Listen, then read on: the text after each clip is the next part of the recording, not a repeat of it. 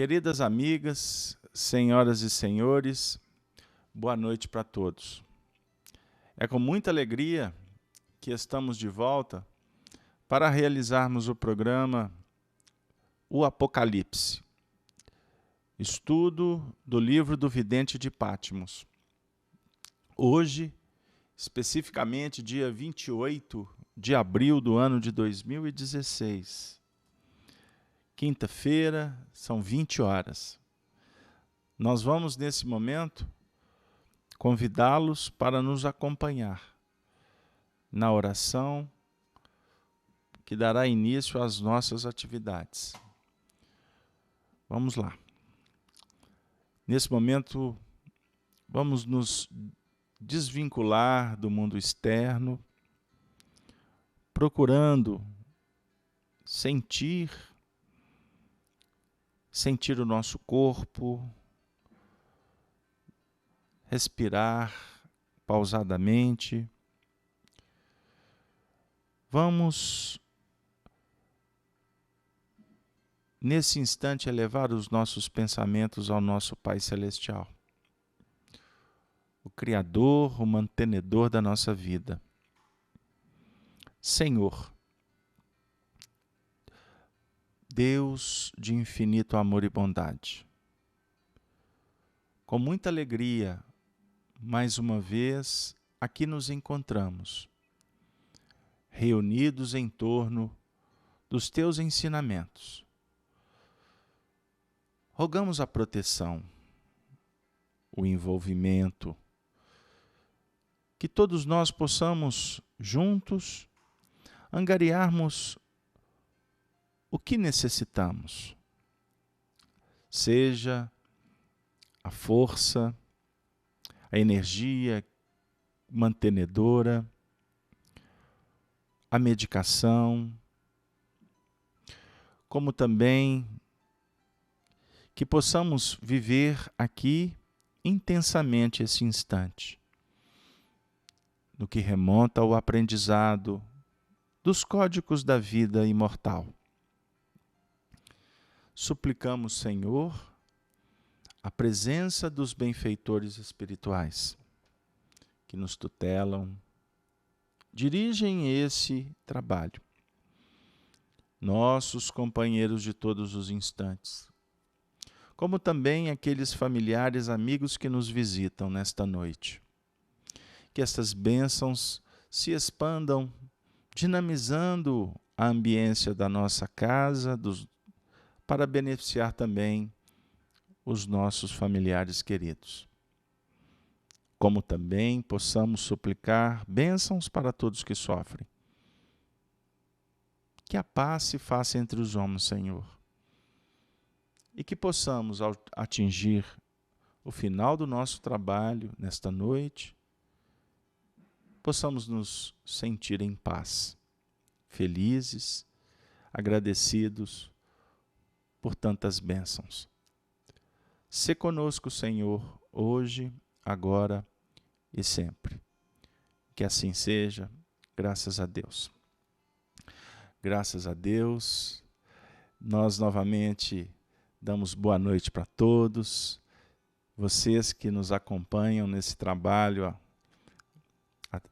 já hoje completando 31 estudos, que nesta noite todos nós possamos buscar essa sintonia com os espíritos que lidam com a direção do orbe, como também aqueles que estão conosco em aprendizado. Hoje, o nosso tema, a palavra do Cristo.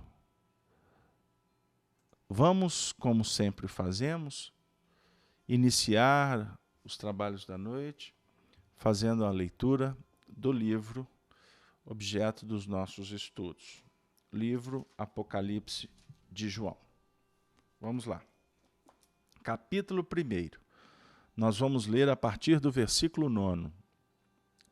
Eu, João, que também sou vosso irmão e companheiro na aflição e no reino, e paciência de Jesus Cristo. estava na ilha chamada Patmos, por causa da palavra de Deus e pelo testemunho de Jesus Cristo. E fui arrebatado em espírito no dia do Senhor. E ouvi detrás de mim uma grande voz, como de trombeta, que dizia: o que vês, escreve-o num livro, e envia-o às 7 igrejas que estão na Ásia, a Éfeso, a Esmirna, e a Pérgamo, e a Tiatira, e a Sardo, e a Filadélfia, e a Laodiceia. E virei-me para ver quem falava comigo. E virando-me, vi 7 castiçais de ouro. E no meio dos 7 castiçais, um semelhante ao Filho do Homem, vestido até os pés de um vestido comprido, e cingido pelos peitos como um cinto de ouro. E a sua cabeça e cabelos eram brancos como lã branca, como a neve, e os seus olhos como chama de fogo, e os seus pés semelhante a latão reluzente, como se tivesse sido refinados numa fornalha, e a sua voz como a voz de muitas águas. E ele tinha na sua destra 7 estrelas, e da sua boca saiu uma aguda espada de 2 fios, e o seu rosto era como o sol, quando na sua força resplandece. Na última semana, nós trabalhamos o versículo 14 e 15. Melhor dizendo, ficamos no 14. Demos uma pequena pincelada no 15. Então vamos lá. Relendo. E a sua cabeça e cabelos eram brancos como lã branca, como a neve, e os seus olhos como chama de fogo. Chama de fogo. Esse foi o tema da última semana. E os seus pés semelhantes a latão reluzente, como se tivessem sido refinados numa fornalha. Esse é o trecho que nós vamos iniciar o nosso trabalho. Ou seja, e seus pés semelhantes a latão reluzente. Nós temos sempre comentado nos nossos estudos sobre o cuidado de trabalhar o livro Apocalipse de uma forma mais ampla possível. Por quê? O livro, ele é tão rico, mas tão rico, que se nós formos trabalhar esmiuçando demais, a gente não caminha. A gente não dinamiza o trabalho e vai ser pouco provável que a gente consiga encerrar. Obviamente, o nosso trabalho aqui sempre nós abordamos como um convite para estudarmos o livro, formando grupos, estabelecendo uma dinâmica que possa, inclusive, favorecer, ampliar os nossos conceitos doutrinários. Então, o papel aqui do Carlos Alberto, junto com toda a equipe que dá a base para esse trabalho, é incentivá-los à implantação do estudo miudinho do Apocalipse. Porque aqui, querendo ou não, o nosso trabalho acaba sendo um monólogo, não é? Embora a gente procure intercambiar o máximo com o pessoal do chat, mas os recursos, a ambiência, limitam bastante esse trabalho. Mas vamos lá, porque também a gente não consegue se segurar diante de tantas informações. Então, nós começamos a falar na última semana a questão dos pés. Vamos lá. E seus pés semelhantes a latão reluzente. Um dos pontos que sugere para nós essa questão dos pés é a definição, é a representação da base da nossa estrutura mental, que é de fundamental importância para o desenvolvimento de todo o processo evolutivo. A mente é a base. A mente representa toda a nossa desenvoltura, o campo que a providência divina favorece para que a gente possa operar. É na mente que produzimos os nossos pensamentos, que administramos os nossos sentimentos.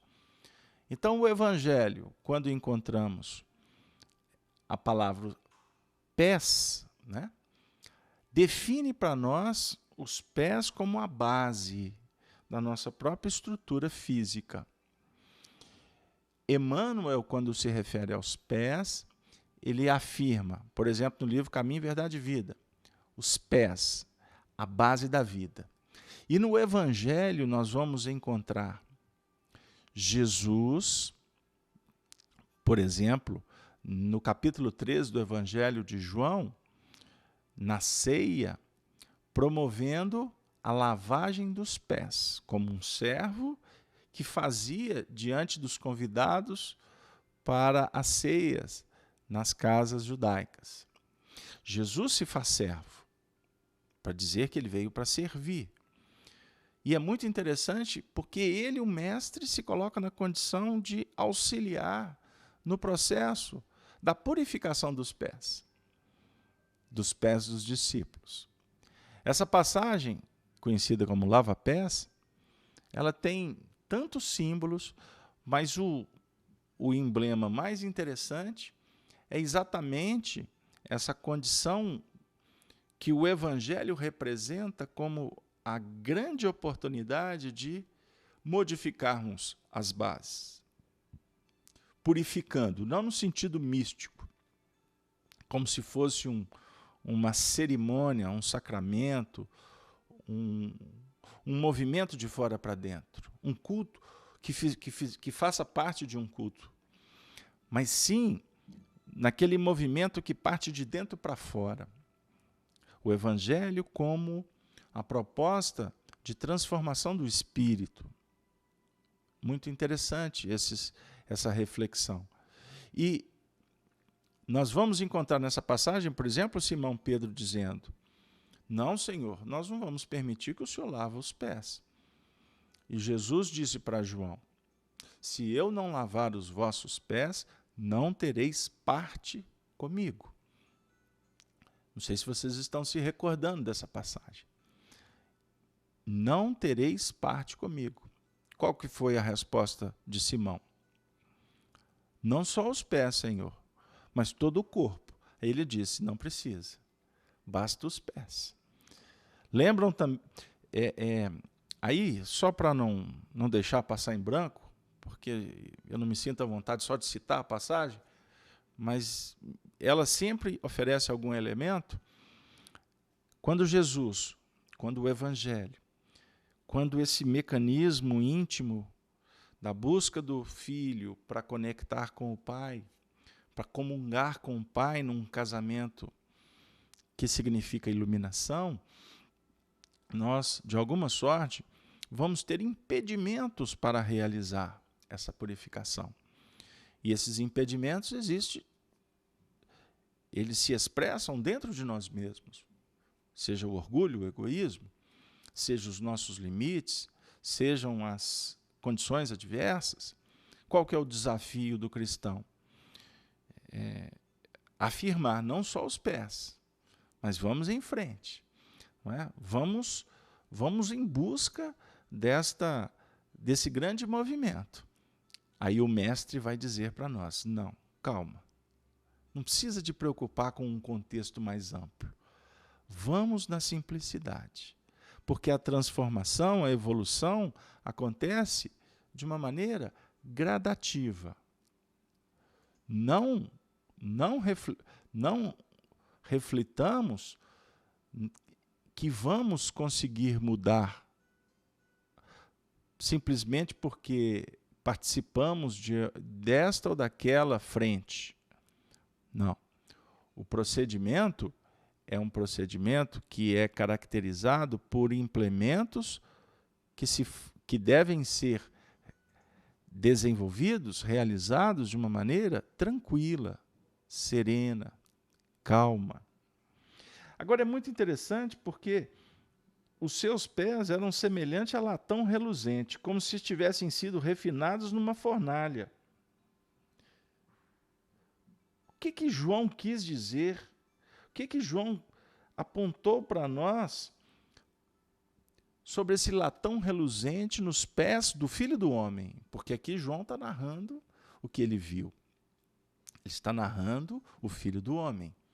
O Filho do Homem, nós aprendemos que é o Cristo, que é Jesus Cristo, que é o futuro da humanidade. É o que todos nós ansiamos. Agora, esse piso, essa base de edificação, nós não podemos prescindir dela. Porque essa estrutura precisa ser firme. Ela precisa ser bem planejada. Nós não conseguimos construir o nosso progresso sem o planejamento, sem operacionalizar com todos aqueles elementos que impedem. Mas nós não podemos ficar só olhando para o que impede. Nós temos que olhar para a frente, sabendo que o que impede vai se manifestar. Mas quando a base está firme, os objetivos bem definidos, esses impedimentos passam a ser gerenciados com muito mais sabedoria. Todo o processo edificativo nosso, então, situa-se no campo mental. E agora eu estou buscando, inclusive, recursos aqui com o Honório Abreu, que é o seu trabalho desenvolvido no Grupo Emmanuel em 99, com inclusive a nossa participação como aprendiz, tem norteado as nossas reflexões aqui. Eu gosto sempre de dar os louros. E aqui eu estou buscando, inclusive, uma reflexão dele, quando ele disse assim, que devemos nos estruturar interiormente, porque os padrões de crescimento se acham encravados dentro da nossa intimidade. Eles precisam ser dinamizados. Então, os pés semelhantes a latão reluzente, como se tivessem sido refinados numa fornalha, aqui o texto não está dizendo que foi numa chama, mas foi numa fornalha. O trâmite nosso através de muitos e muitos ambientes. Então, nós transitamos em muitos ambientes, vivendo várias circunstâncias, exatamente para promover, não é? Para experienciar dentro dessa fornalha, desse cadinho purificador dos desafios, essa conjuntura importante para as nossas bases. Olha que interessante. E tudo isso acontece através dos séculos, das diversas reencarnações.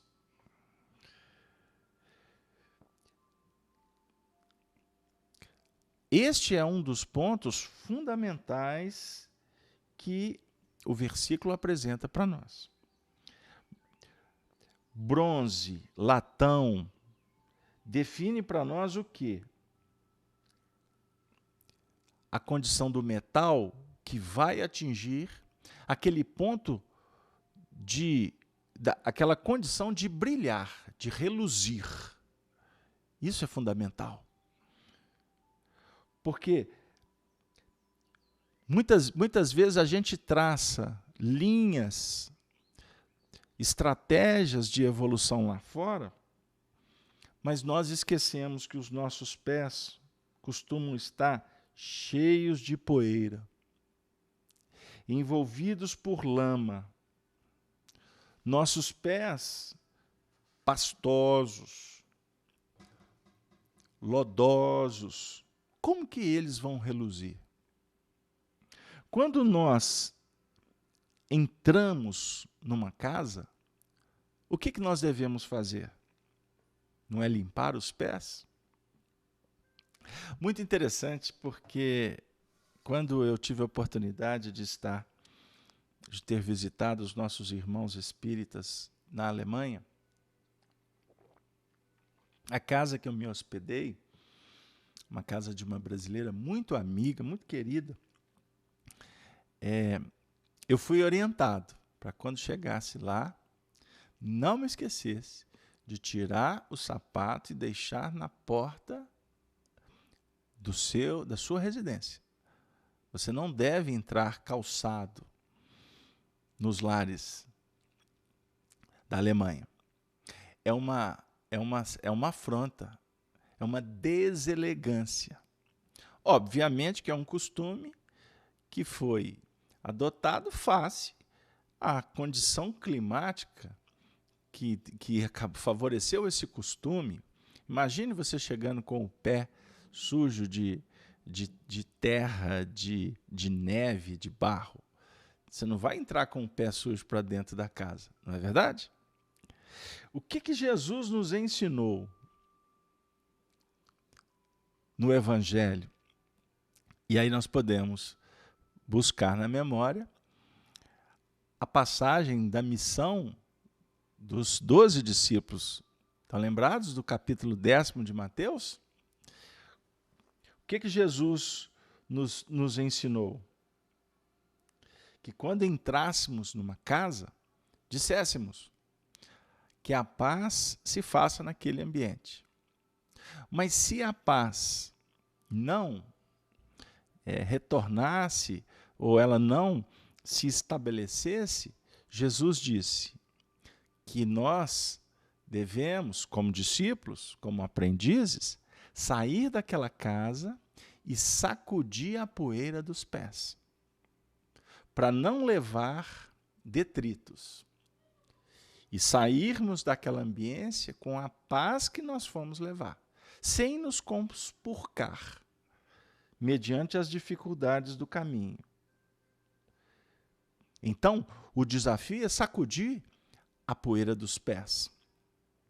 Sacudir a poeira dos pés. Para trabalhar bem focado nesse processo de burilamento, nesse processo de purificação pelo fogo, e por isso que o texto vem dizer sobre, não mais como chama, mas como uma verdadeira fornalha, para que nós possamos, ao longo do tempo, brilhar a nossa luz. Então não dá para brilhar a luz pelo rosto, pelas mãos, esquecidos que os pés precisam de brilhar também. Nós precisamos de aprender entendendo que brilhar é brilhar todo o conjunto. Brilhar o espelho. Não é? O espelho é para brilhar, não é verdade? O espelho é para refletir. Então, essa condição é fundamental que o Evangelho nos apresenta. Como discípulos, nossos pés têm que estar limpos, firmes, seguros, protegidos e lubrificados, para poder aguentar o peso, para a grande caminhada da redenção. Pés, bases da vida. Então nós estamos aqui com a presença dos companheiros aqui no chat, que estão endereçando as suas participações, e a gente agradece e vamos aí devagarzinho procurando responder as questões que possam vir a ser levantadas. Até aqui, está tranquilo? Equilíbrio, segurança. A gente pode até prescindir, palavras do Honório, prescindir deles. Como vão prescindir lá na frente? Mas como ponto figurativo, são aqueles padrões da nossa intimidade em que não está com nenhum ponto de sujidade. Está escoimado de tudo. Então nós vamos notar que a maneira de poluir esses pés é trabalhar o terreno da inconformação. A pessoa inconformada, ainda com os pés sujos, e nós temos que ter um cuidado muito grande. A gente vai criando, pelo conhecimento que nós vamos arregimentando, um certo grau de comando, um certo grau da última palavra. E quando a gente assume este posicionamento, que tem que estar presente na medida em que a carruagem vai avançando na evolução, devemos saber ter flexibilidade nos desafios do caminho. Flexibilidade. A flexibilidade nos auxilia no processo da inconformação. É isso que precisamos aqui refletir. A pessoa está com as bases bem tranquila, bem segura. Ele é uma criatura que tem firmeza pessoal, porém, uma firmeza pessoal que oferece acessibilidade. Ele é acessível, ele ouve, ele pondera. Tanto que Jesus nos ensina na didática dele que não adianta ensinar nada sem ouvir. O grande mestre sabe ouvir. A gente acha que para ser mestre tem que saber falar. Os entendidos defendem que a primeira coisa a aprender é ouvir. Porque se você não sintonizar a carência do educando, como é que você vai poder auxiliá-lo na linha instrutiva, informativa? Agora, nós temos que ter uma visão tão segura que nós não vamos ficar por conta de ficar ouvindo alguém a vida inteira. Ou seja, precisamos nos movimentar ouvindo, mas sabendo da importância do falar. Então você ouve e fala. Torna a ouvir para falar. Retorna no processo do ouvir para depois falar. É um ir e vir constante do processo do aprendizado, para ter a visão mais clara no que remonta aos impedimentos e os favorecimentos da lei que objetivam a nossa promoção. Por isso, a inconformação, rebeldia, representa sujidade nas bases. Sujidade nas bases. Qual que é o nosso grande desafio? Eu estava ouvindo ontem um áudio do meu querido amigo, professor de Espiritismo, Leão Zálio. Leão Zálio, que foi contemporâneo ao Honório, trabalharam juntos, muitos anos, estudaram juntos. O Leão Zálio diz o seguinte, que na vida dele,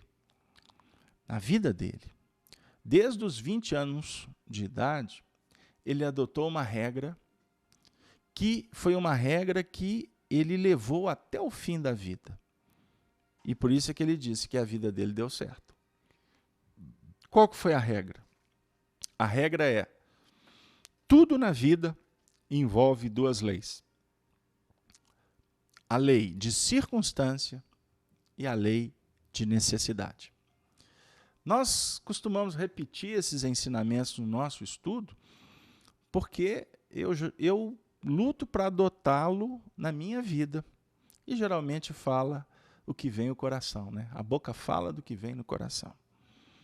Então nós temos procurado por limpar o coração para que a boca fale com tranquilidade. Vamos dizer assim, porque não adianta ter o coração maculado e tentar vender uma imagem de saneamento. Isso é engodo que nós promovemos para nós mesmos. Por isso é que um dia a casa cai, um momento a verdade aparece. E quando militamos nos planos das aparências, de uma forma consciente, deliberada, nós precisamos de ter claro a informação que um dia a casa cai. A mentira tem perna curta. A mentira não tem fôlego. A falácia não tem autoridade. Chega um momento em que a vida, a circunstância, desautoriza. Reflitamos. Mas circunstância e necessidade é um processo, é uma equação que nós trazemos aqui, muitos aqui já conhecem. Quem não conhece, anote. Anote no papel, escreva bem, com letras garrafais, bem grandes. Fonte, negrito, 48. Circunstância. Aí vem a pergunta. Circunstância. Nós precisamos de entender as circunstâncias da vida. Se a gente quer trabalhar nesse processo da inconformação, nós temos que primeiro observar as circunstâncias da vida, que muitas vezes nos pegam de assalto. Você caminha numa determinada direção, você, em tese, está criando uma circunstância. Mas dentro de um mecanismo da própria dinâmica da vida, existe uma circunstância maior, que é definida pelo alto. Então, somos tomados de surpresa. Surgiu uma circunstância. Aí, você vai verificar, a circunstância está aí. Como é que faz? Eu vou ou não vou? Aí entra o outro lado que deve ser mensurado, a necessidade. Porque a circunstância pode favorecer, mas se você não avaliar a necessidade, você pode estabelecer um desequilíbrio nessa balança. Então, a circunstância favoreceu. Um exemplo, você acaba de se alimentar, você está bem alimentado. De repente surge uma circunstância. Alguém chega aqui e traz uma torta de chocolate bem saborosa, bem apetitosa, bonita. E você está muito bem alimentado. A circunstância está favorecendo para que você coma a torta de chocolate. Mas você tem a necessidade de comer a torta de chocolate? O seu organismo está pedindo a torta de chocolate? A gente já vai logo no que é mais saboroso, né? Porque aí mexe com todo mundo. Aí, como diz o outro, né? Aí o parafuso é apertado mesmo. Você não tem a necessidade, mas a circunstância está favorecendo. E se a circunstância está favorecendo, você pode ser movido por uma possível necessidade, por uma sofisticação da inteligência, que vai despertando o apetite, né? A sensação. A inteligência pode sofisticar e dizer assim para a própria consciência: não tem problema, eu vou comer só um pouquinho. Quer dizer, está errado? Não. Circunstância favoreceu. Circunstância favoreceu. Mas você foi convidado para operar, sim ou não. A partir do momento em que você faz a escolha, e diga-se de passagem, você vai comer a torta de chocolate inteira, o que vai acontecer? Está errado? Não, não está errado. Não está errado. Porém, você está se envolvendo num outro contexto. Num outro contexto. Você está, a partir de uma circunstância que veio de fora, assumindo responsabilidade e criando uma outra circunstância, que vai definir uma necessidade subsequente. Ficou claro? Carlos Alberto, mas também tem um outro lado disso aí. Você pode ter uma necessidade e não ter a circunstância. Por mais que você tente criar a circunstância, a vida não favorece. Aí você continua tendo a necessidade. Então, você está com fome. Você está necessitando de alimentar. Aí você você está buscando o alimento, você não encontra. Você pode ter dinheiro no bolso, você pode ter tudo que te favoreça, mas você está num lugar deserto que não tem o alimento. Como é que faz? Não é? A circunstância não está favorecendo. Aí você vai entrar nessa situação num plano de desespero, de rebeldia, entrando nessa situação, nós estaremos trazendo sujidade para a base operacional da nossa mente. Não sei se agora a gente conseguiu passar a ideia. Agora, é maravilhoso, é perfeito, é divino, quando você tem a necessidade e a circunstância favorece. Nessa aí, meu amigo, vai que não dá erro. Vai que não dá erro. Ou você tem a necessidade, a circunstância não está favorecendo, mas você consegue trabalhar para reverter isso. Aí a circunstância passa a favorecer. Encaixou a fome com a vontade de comer. Não é assim que a gente fala no adágio popular? Fome e vontade de comer. Somos responsáveis. Então vamos lutar. Agora, nós temos que observar exatamente isso. Você pode ter a necessidade e a circunstância não favorecer. Você pode ter a necessidade, a circunstância favorecer. Aí não tem perreps. A circunstância pode impedir e você continue com a necessidade. Não é? A circunstância favorece, mas você não tem a necessidade. Esta é a grande jogada. Então nós vamos terminar com o pensamento do leão, conclusivo assim. Não existe nada errado no universo. Não tem nada errado. Não tem nada errado. Nós é que temos a oportunidade de decidir. Então, imaginemos, a circunstância apareceu, você não tem necessidade. A circunstância apareceu, está errada? Não.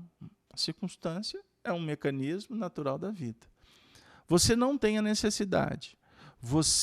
Se não tem a necessidade, a circunstância está favorecendo, você diz não, sua vida está em paz. Está tudo tranquilo. Você está soberano, andando sobre as águas. Agora, a circunstância favoreceu, você não tem a necessidade, você mesmo assim optou em forçar a porta, o que vai acontecer? Está errado?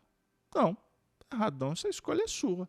Só que, ao optar assim, você está, então, criando uma outra circunstância que vai trazer as consequências naturais pela sua escolha. Eu não sei se trabalhando assim, a lei de causa e efeito fica mais fácil da gente explicar. Ela fica mais inteligível, porque costumamos atropelar essas ideias de resgate, de pagamento de dívida. Não é? A gente costuma ficar assim, julgando o comportamento do outro. As nossas escolhas, elas acontecerão de acordo com as nossas possibilidades, com a nossa condição espiritual.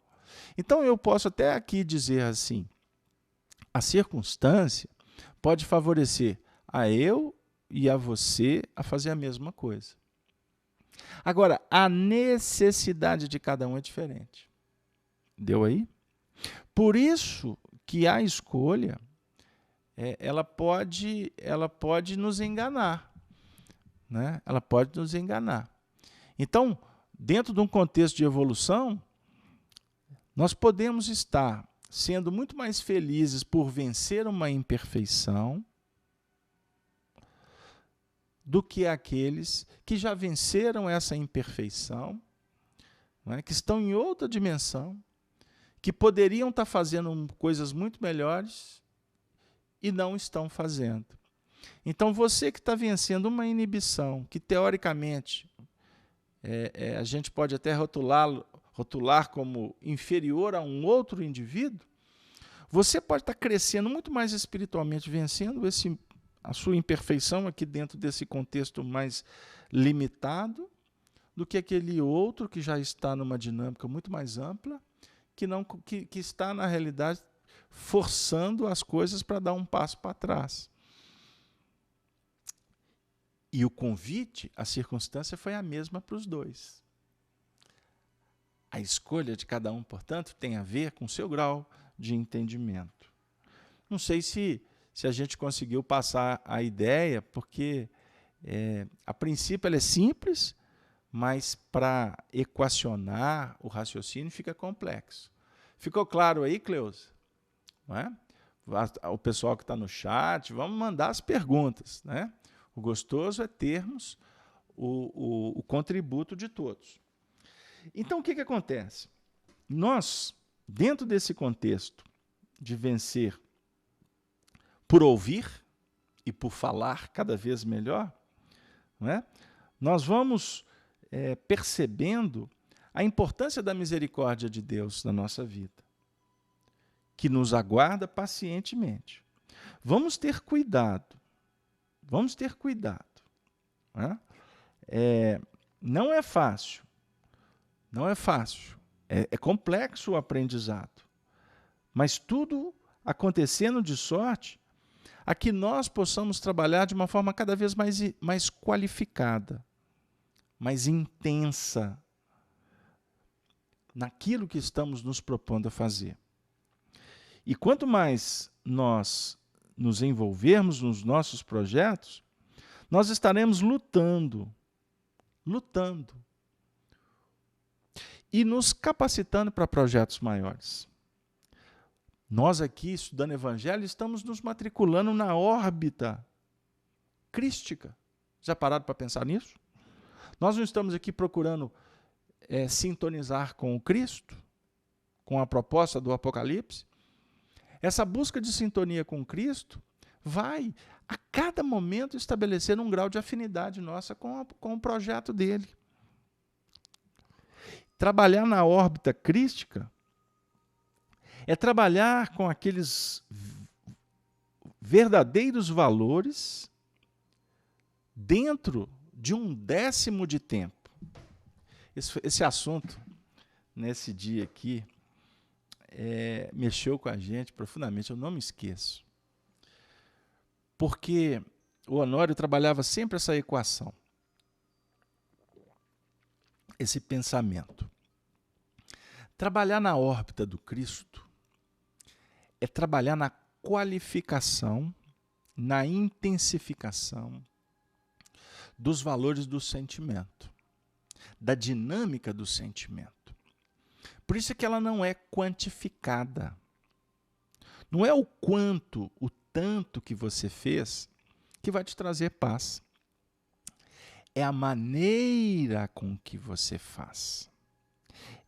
É o jeitinho que você vai adquirindo no fazer. O que vai efetivamente encurtando o espaço e vai dando autoridade para que nós, aprendizes, trabalhemos fora do tempo que antes era necessário. Como assim? O Honório, nessa época aqui, muito inspirado pelos nossos benfeitores, disse assim: Deus é onipotente. Ele é onipresente. Ele é onisciente. O que significa isso de uma forma mais simples? Deus se projeta na vida de uma forma que ele é complexo falar, mas ele extrapola todos os nossos conceitos, todas as dinâmicas possíveis de mensuração. Então os filósofos definem que Deus está para além do tempo e do espaço. Por isso é que ele é eterno. Ele não tem princípio nem fim. Mas a intensidade do amor dele faz com que ele seja onipotente. Esse é o grau máximo. Onipotente.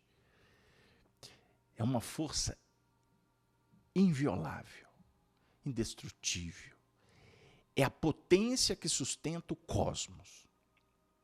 O que garante toda essa dinâmica dele estar em toda parte, dele ser a justiça plena, dele ter a ciência plena.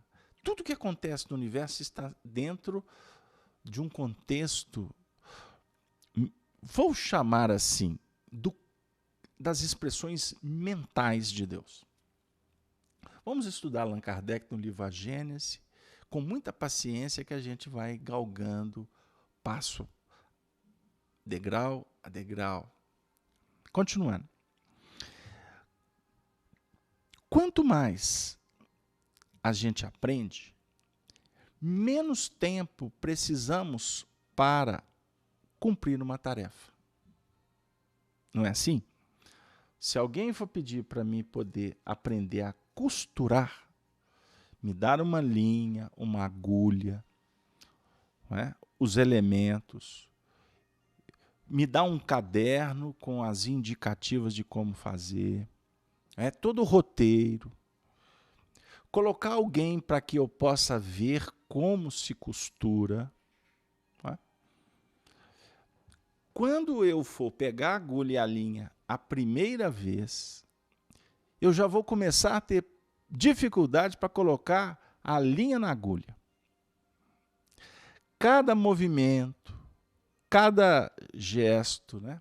cada procedimento vai exigir um tempo de aprendizado.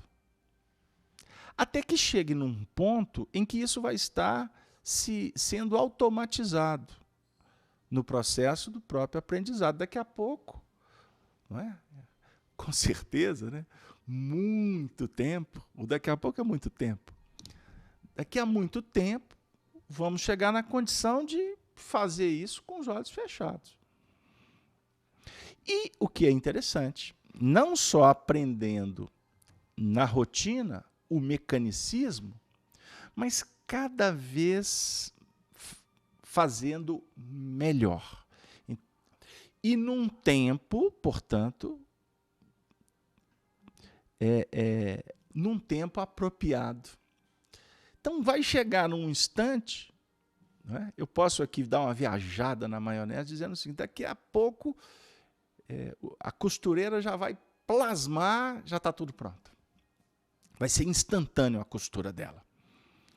Então ela estará fora do tempo que é necessário para o aprendizado de quem está começando, daqueles que estão experienciando há muito tempo. Ela chegou numa condição divina da costura.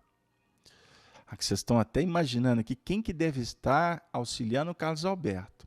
Aí eu vou brincar com você dizendo, no mínimo uma bela costureira, porque de costura eu aprendi a pregar botão, no máximo. Mas eu convivi com muitas costureiras, né? Eu me recordo da minha avó, por exemplo, eu me recordo da minha mãe e de tantos outros que costuravam. Na casa da minha avó tinha muitas costureiras, eu era criança, enfim. Quem sabe, né? Estou me preparando para daqui a uns 10 mil anos, com Raul Seixas, vou poder ser um costureiro, uma costureira, enfim. Só para a gente quebrar, dizendo o seguinte, na nossa dinâmica evolutiva, observem hoje, nós sofremos muito mais pelo que nós não fazemos do que aquilo que nós fazemos de uma forma imperfeita. Não é assim? Estuda a doutrina espírita com profundidade, captando a essência doutrinária, que nós vamos entender isso.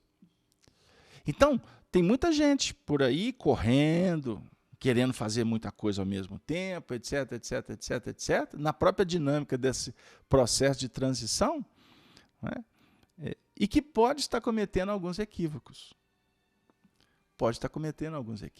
Julgando que é fazer muito que nós vamos garantir a felicidade.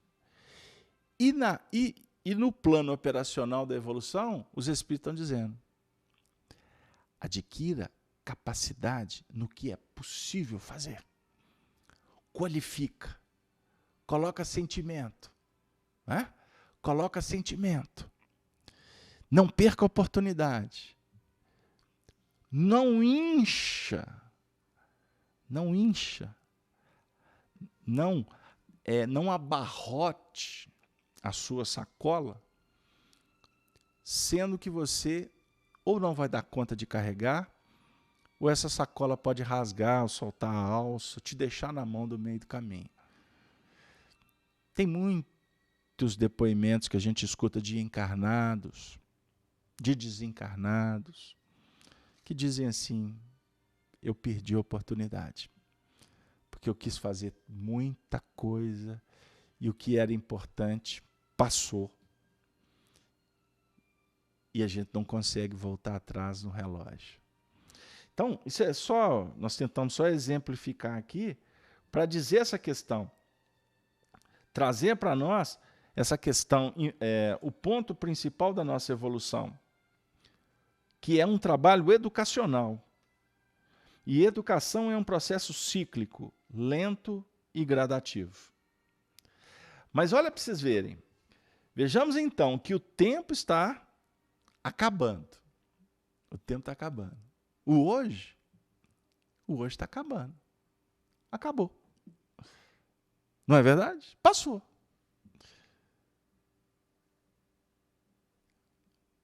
O que está vindo? O que está chegando? Então observe as circunstâncias que vão favorecendo ao nosso aprimoramento para o amanhã. Então o hoje, o amanhã é o daqui a pouco, que agora já virou ontem. Como que nós estamos nos movimentando? Nós estamos fazendo luz? Nós estamos agradecendo a Deus pelas oportunidades? Nós estamos aproveitando cada momento da nossa vida? Eu estava conversando com um companheiro hoje, aí estava trocando uma mensagem com ele, e a mensagem tinha que ser dinâmica, rápida, por causa do trabalho, mas dentro de toda a operacionalidade do processo, na hora que eu fui disparar o texto, não, peraí, não posso fazer assim. E olha que eu estava com uma dinâmica que me exigia. Aí eu fui lá e falei assim, não, mas eu tenho que ser fraterno. Voltei no texto, olha, bom dia, como é que você está? Tiriri, muita paz, taraná. Olha, a ideia, eu tinha escrito a ideia em uma frase, coloquei a ideia em 3 frases, ajustei um pouco, dentro da minha limitação ortográfica, os tempos, não é? A adjetivação, a ponderação. O texto, quando eu disparei ele com tranquilidade, porque eu vi que ele foi um texto que julgava para cima. Do jeito que eu estava escrevendo, o texto estava julgando para baixo. Estava criando impedimento. Carlos Alberto, mas na dinâmica hoje, tudo é tão rápido. Tem coisas, meu amigo, que não tem jeito. Você tem que dar um golpe no volante. Se você não der, se você for pensar fazer uma pressa, você bate o carro. Você bate o carro. Agora, como que você vai dar esse golpe? Qual a consequência dele? Você tem que se preparar. Porque você teve que dar um golpe. Foi a circunstância que te pressionou ou foi você que criou a circunstância para ter que dar o golpe? Então, a fornalha, olha para vocês verem, reluzente, o latão reluzente, né? Latão ou bronze, reluzente, polido, como se tivesse sido refinados numa fornalha. A fornalha é a aflição. Vocês estão lembrados? Eu não vou precisar aqui que se foi há 3, 4, 5 estudos atrás, nós fizemos uma diferenciação entre sofrimento e aflição.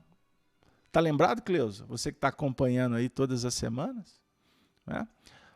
O sofrimento, ele é uma manifestação natural dentro dos processos da lei.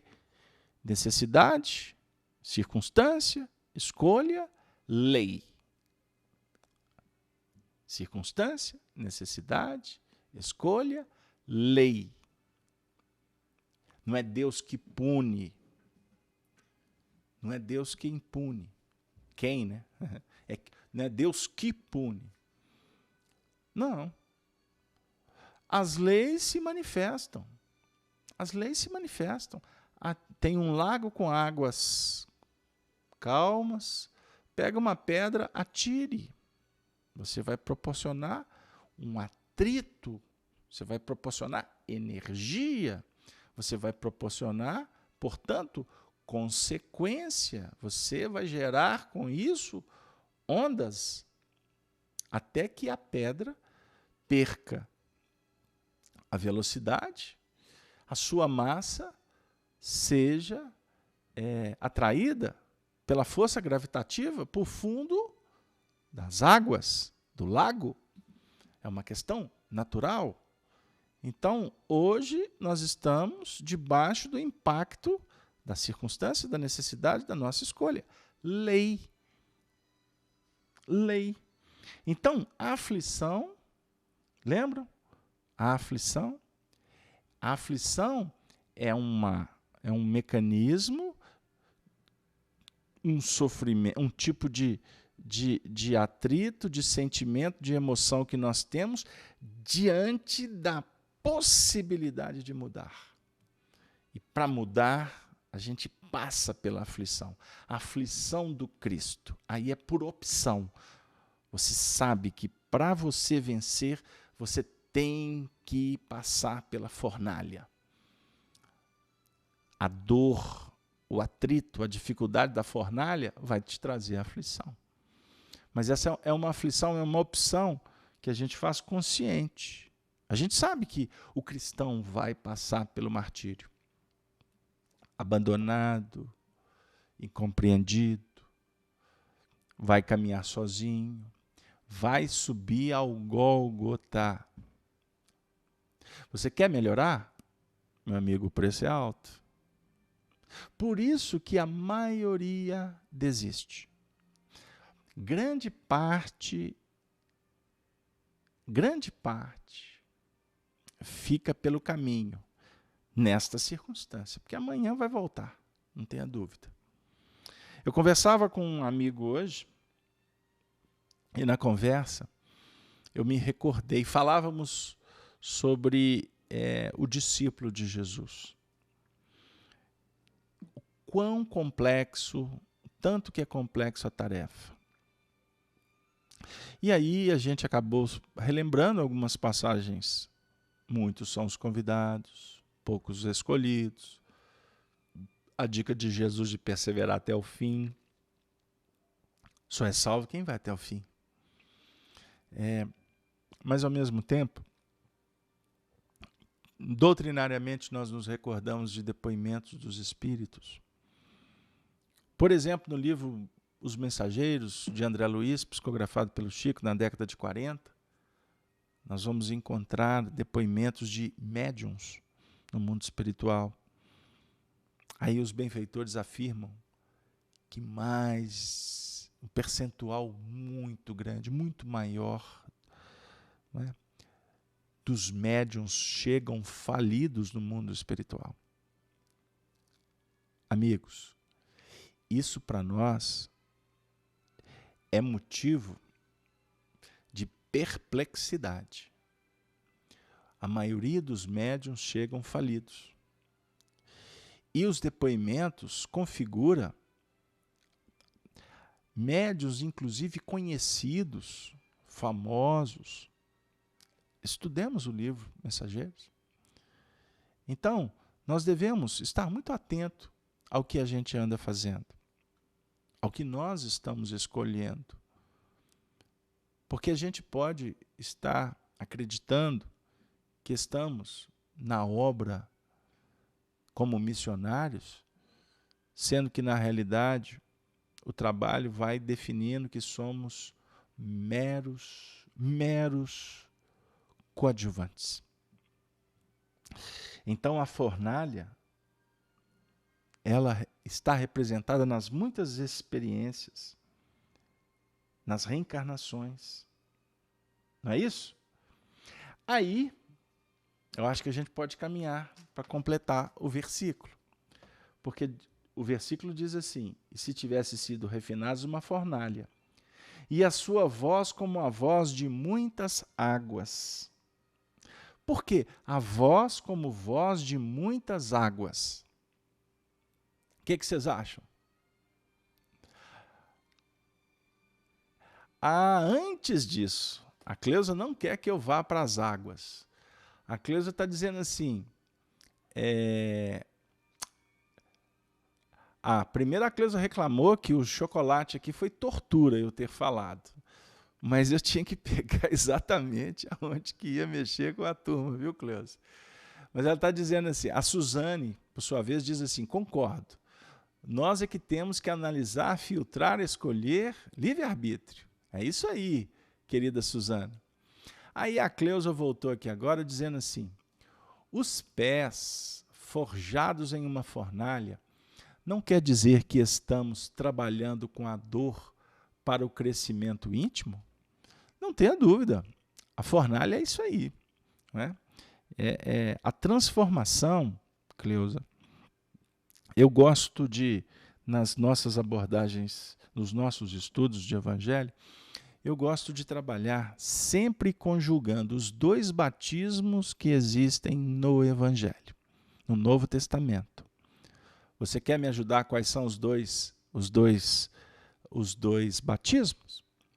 Enquanto você me responde, eu vou atender o Tiago. Tiago Ferreira, ele está dizendo assim, a mesma energia que empregamos nas dificuldades que causamos nessa vida e na anterior, será a mesma que enfrentaremos para nos livrar dessas aflições? Nossa, Tiago, você foi preciso na pergunta. E eu até gostaria de devolver na maiêutica socrática. Tiago, o que você acha?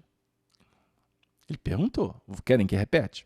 Carlos Alberto, a mesma energia que empregamos nas dificuldades que causamos nessa vida e na anterior, será a mesma que enfrentaremos para nos livrar dessas aflições?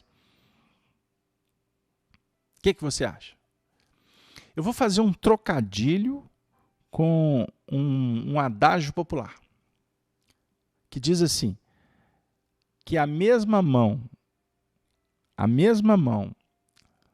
que maltrata é a mesma mão que abençoa. O que você acha?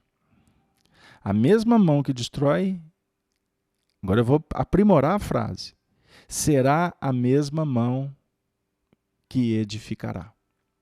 Você não tenha dúvida disso. Quer um exemplo? O espírita que estamos na lida, falando de evangelho, falando de doutrina.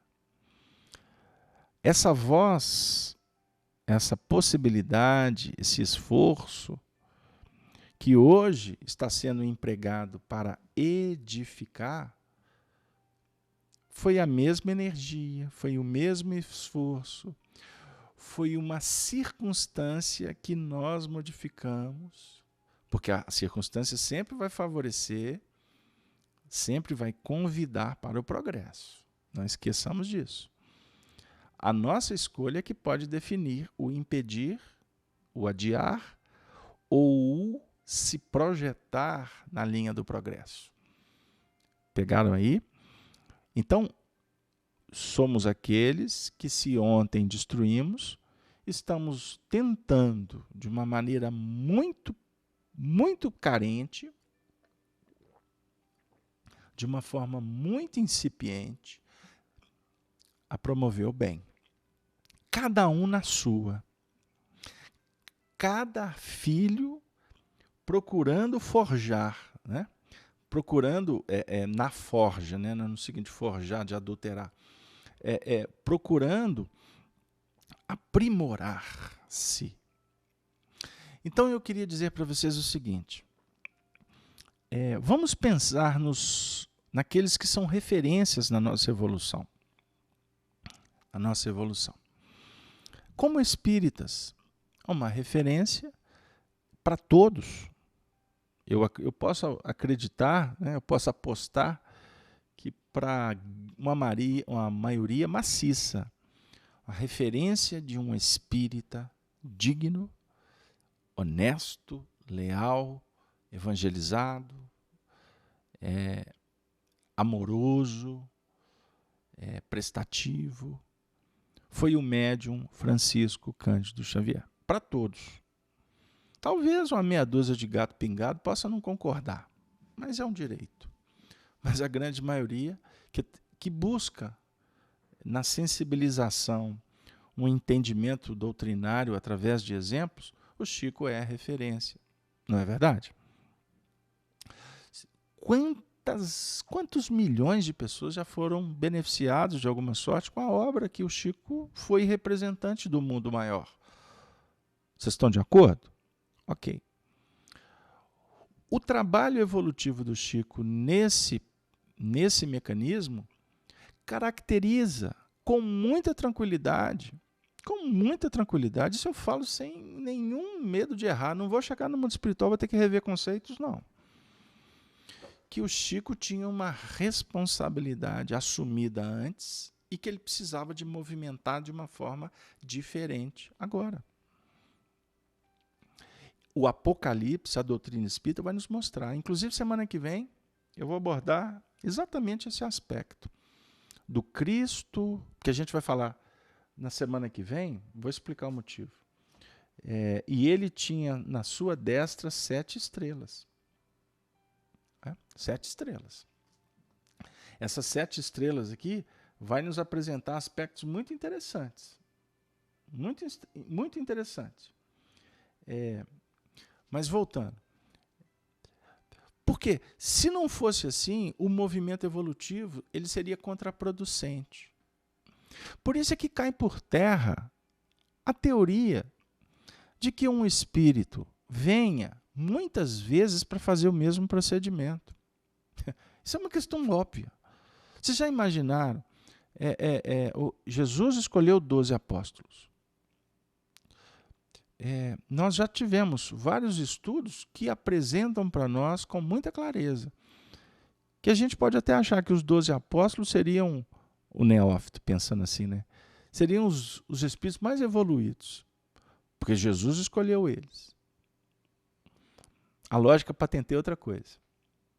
Dentro da condição dos espíritos crísticos, da pleiade de espíritos que coordenam o nosso orbe, os discípulos são aqueles que estão mais próximos da possibilidade de evolução dos aprendizes.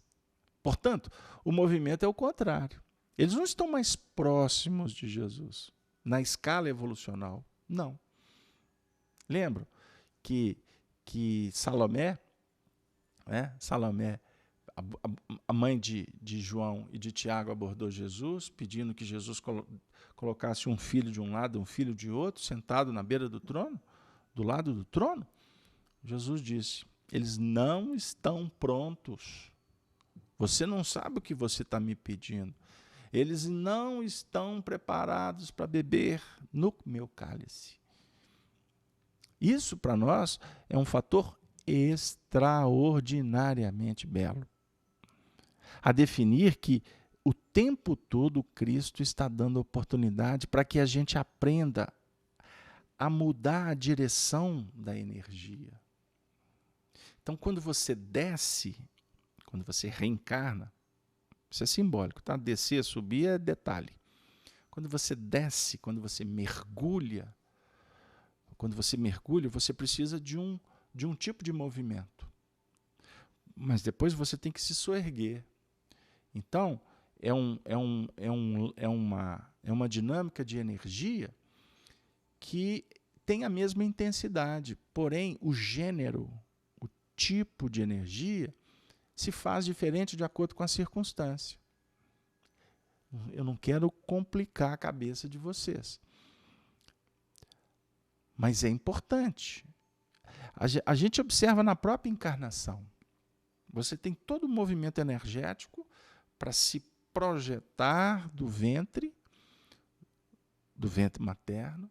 Você vai se projetar para atingir o ápice na construção do seu corpo, no estabelecimento da vida, e depois você vai viver um outro processo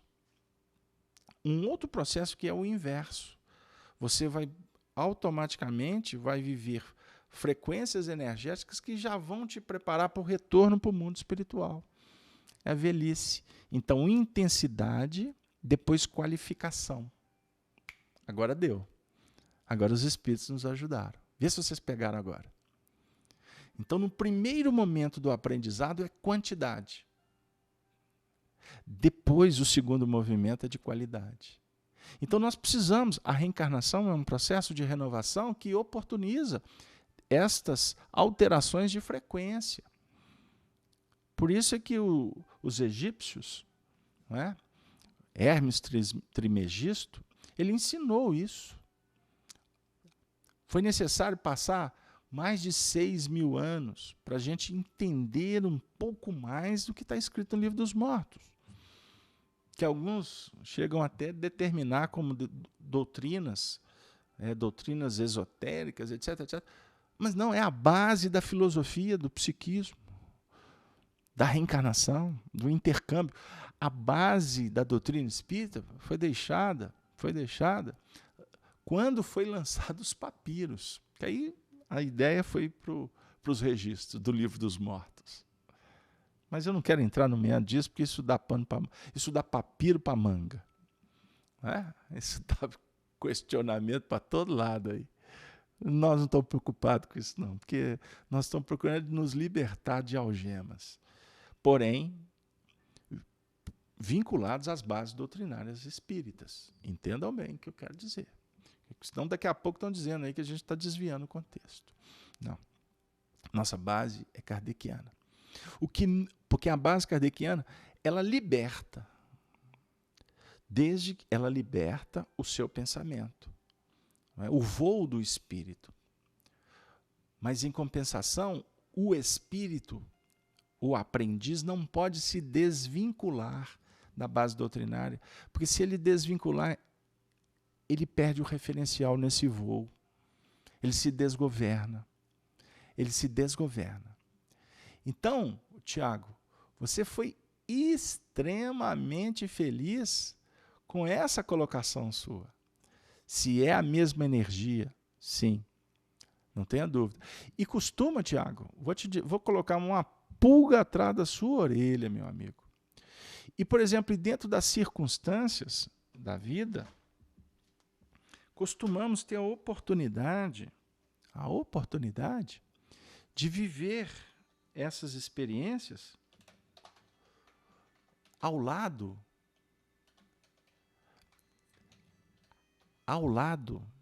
daqueles que participaram do mesmo processo que, se antes, em tese, foi queda e hoje é soerguimento.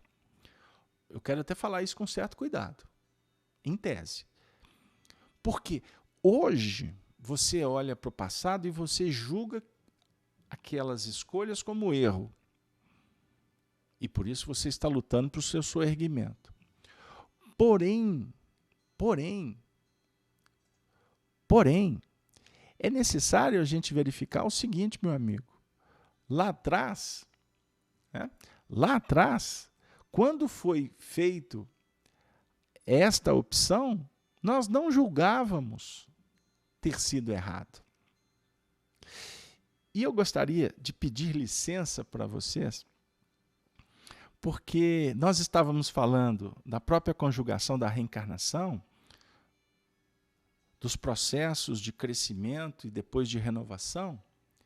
Hoje, quando preparávamos para vir encontrar com vocês, para trazer essa voz do Cristo, não é? A voz que parece com as águas, né? Conforme o texto diz aqui, a sua voz é a voz de muitas águas. É a autoridade que foi sendo adquirida ao longo do tempo. E eu tinha até um texto para trazer aqui sobre a palavra, a importância da palavra, porque nosso tema é a voz do Cristo. Mas vamos deixar para uma outra oportunidade. Eu gostaria de pedir licença para vocês, porque eu ouvia hoje, estava me preparando, repetindo para o trabalho, ouvia no rádio uma história que é muito conhecida, já escutei várias vezes, E me ocorreu, por inspiração, trazê-la. E eu acho que ela encaixa exatamente no nosso momento, no último quartel do nosso estudo, que é a história da renovação da águia. Vocês conhecem? Então, eu gostaria até de pedir licença para o pessoal que está nos acompanhando no chat, né, que eu vou passar para o pessoal que está nos acompanhando um texto que eu vou pedir licença para ler para vocês, para que eu não perca nenhum detalhe. Eu achei aqui rapidinho, aqui, se tiver alguma coisa que esteja fora da doutrina, eu busquei na internet rápido aqui, e eu peço agora a atenção de todos. A história de renovação da águia. A renovação da águia é uma das histórias, lendas mais conhecidas e que muito pode tocar o ser humano pela resistência de mudanças necessárias durante o ciclo da vida. Não tenha medo da vida, ela é uma dádiva de Deus e devemos aproveitá-la ao máximo. Esse texto foi escrito pela companheira Helena Ribeiro. Eu estou dando a fonte, o crédito, mas vamos continuando. A águia é a ave que possui a maior longevidade da espécie. Vive cerca de 70 anos. Porém, para chegar a essa idade, aos 40 anos, ela precisa tomar uma séria e difícil decisão. Aos 40 anos de idade, observemos, aos 40 anos de idade, suas unhas estão compridas e flexíveis e já não conseguem mais agarrar as presas das quais se alimenta. O bico alongado e pontiagudo se curva. Suas asas tornam-se pesadas em função da grossura de suas penas. Estão envelhecidas pelo tempo. Já se passaram 40 anos do dia em que a jovem águia lançou o voo pela primeira vez. Hoje, para a experiente águia, voar já é bem difícil. Nessa situação, a águia só tem duas alternativas: deixar-se morrer ou enfrentar um doloroso processo de renovação que irá durar 150 dias. Esse processo consiste em voar para o alto de uma montanha e lá se recolher em um ninho que esteja próximo a um paredão. Um local seguro de outros predadores e de onde, para retornar, ela necessite dar um voo firme e pleno. Ao encontrar esse lugar, a águia começa a bater o seu bico contra a parede até conseguir arrancá-lo, enfrentando corajosamente a dor que essa atitude acarreta. Pacientemente, espera o nascer de um novo bico, com o qual irá arrancar as suas velhas unhas. Com as novas unhas, ela passa a arrancar as velhas penas. Após 5 meses, está renascida. Sai para o famoso voo de renovação. Certa da vitória e de estar preparada para viver, então, por mais 30 anos. Muitas vezes, eu vou completar porque é muito interessante esse texto. Em nossas vidas, temos que parar e refletir por algum tempo e dar início a um processo de renovação. Devemos nos desprender dos preconceitos, dos maus costumes, de tudo aquilo que não é mais útil ou importante, para continuarmos a voar um voo de vitória. Somente quando livres das barreiras e pesos do passado poderemos aproveitar o resultado valioso que uma renovação sempre traz. Destrua o bico do ressentimento. Arranque as unhas do medo. Retire as velhas penas de suas asas, permitindo o fluir de novos pensamentos. Alce um lindo voo para uma nova vida de sonhos e realizações. Tenha sempre uma meta. Voe alto e seja feliz. Voe alto e seja feliz. Então esse texto chega para nós exatamente nesse contexto tão interessante da energia que a gente empreende e que depois ela precisa de ser revigorada. Ela precisa de ser transmutada. Ela precisa de ser redirecionada. Em todos os momentos da nossa vida, nós somos convidados, portanto, para esse batismo. E eu fiz uma pergunta, interrompi e retorno a ela. Vocês se recordam dos 2 batismos que o Evangelho propõe? O primeiro batismo, o da água. Água. Água. Prestem atenção. Eu convido vocês com muito carinho e humildade a refletir no que os Espíritos estão me propondo aqui, que está sendo uma surpresa para mim. E eu estou dividindo com vocês aqui agora. E os seus pés semelhantes a latão reluzente, como se tivessem sido refinados numa fornalha. E a sua voz como a voz de muitas águas. Nesse versículo, nós temos os 2 batismos proposto pelo Evangelho. O batismo do fogo e o batismo da água. O batismo da água do Evangelho, quem que oferece para nós?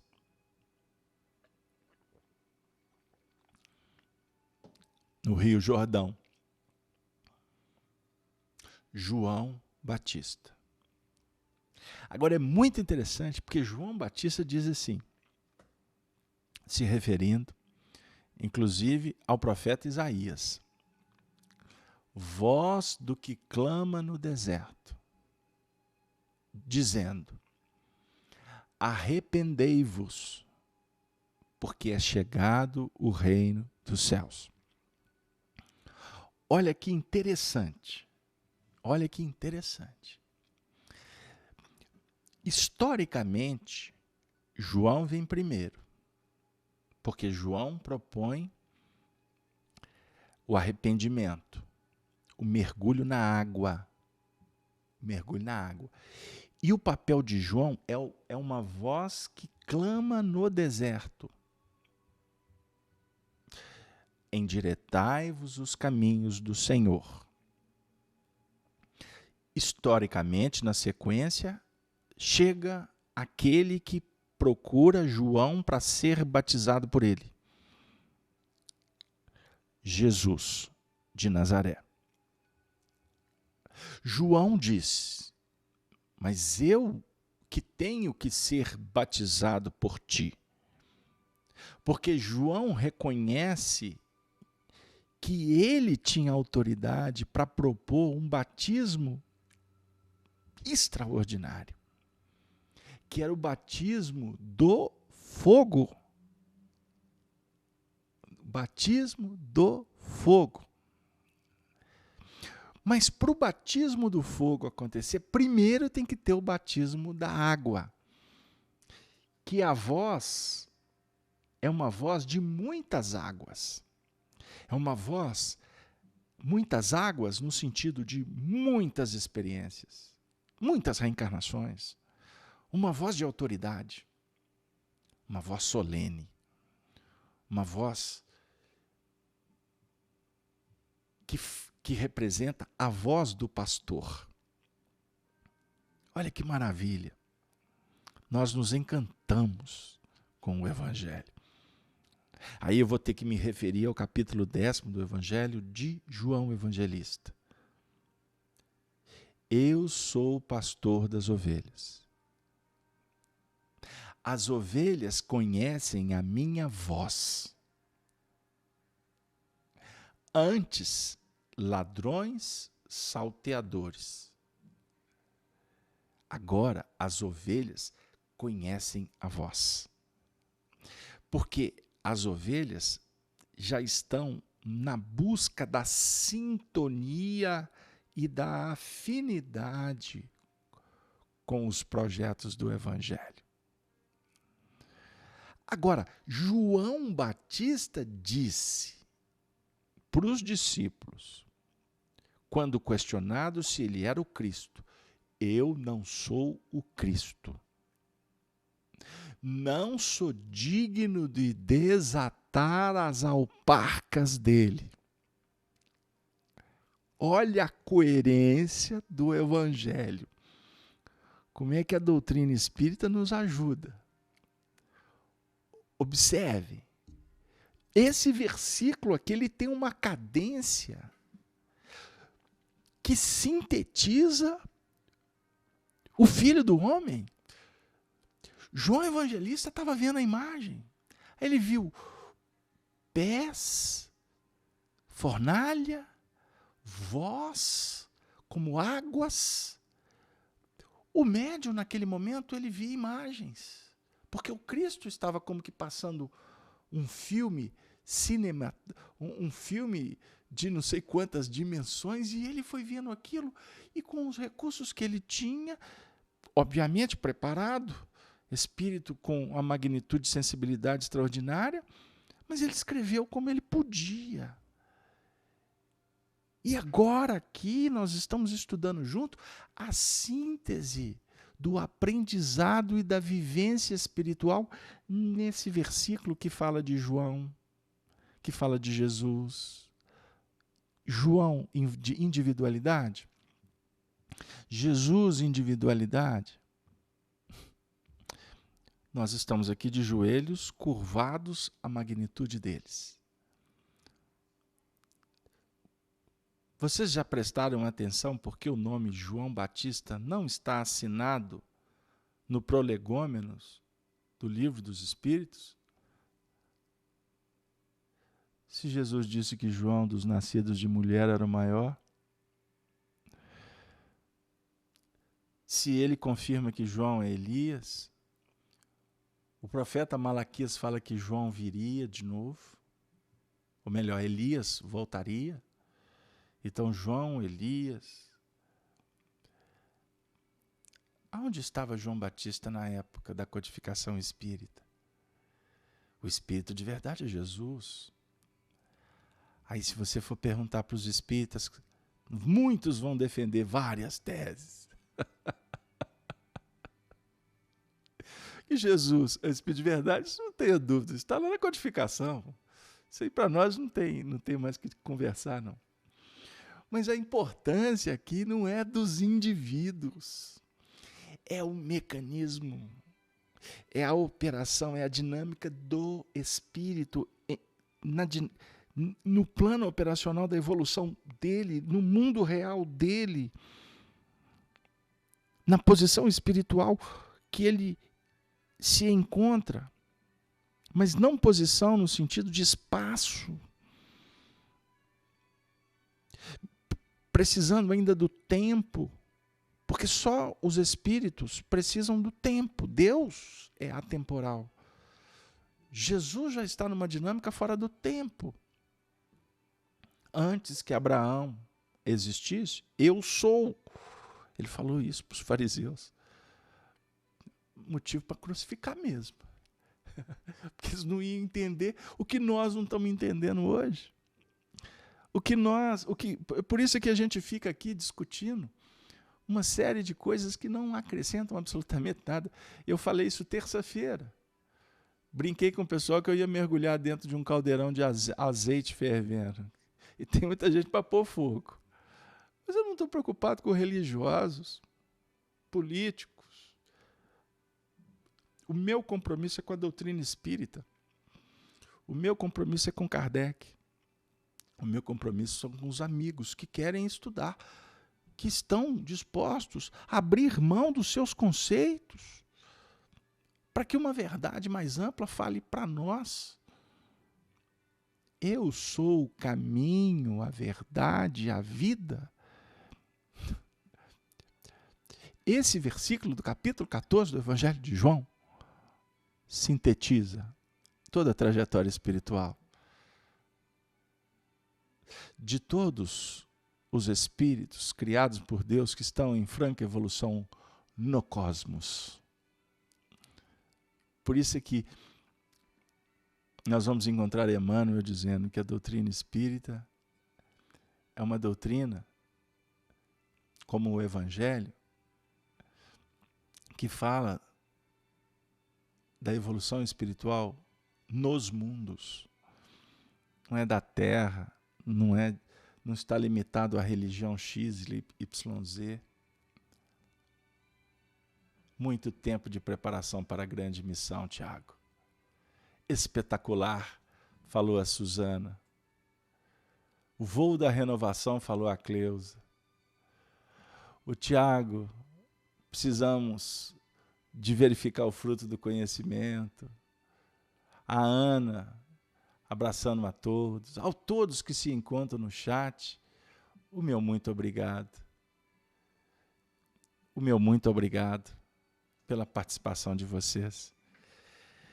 A voz que clama no deserto, endireitai os caminhos do Senhor. Essa é a voz do Cristo. Essa é a voz que está dizendo para nós o tempo todo: vinde a mim, todos que estáis cansados e sobrecarregados, que eu vos aliviarei. Eu vos aliviarei. Mas tomai sobre vós o meu jugo e aprendei de mim, que sou brando, que sou humilde de coração. Aí encontrareis paz. A minha paz vos dou. Não vou lá dou como o mundo a dá. Tende bom ânimo. Eu venci o mundo.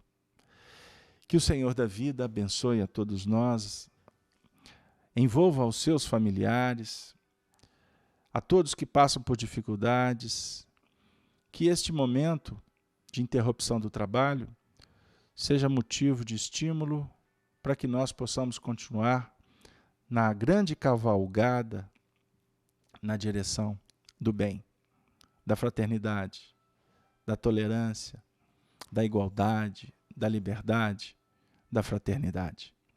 E assim nos despedimos com a saudação dos cristãos dos primeiros tempos. Ave Cristo. Ave Cristo sempre.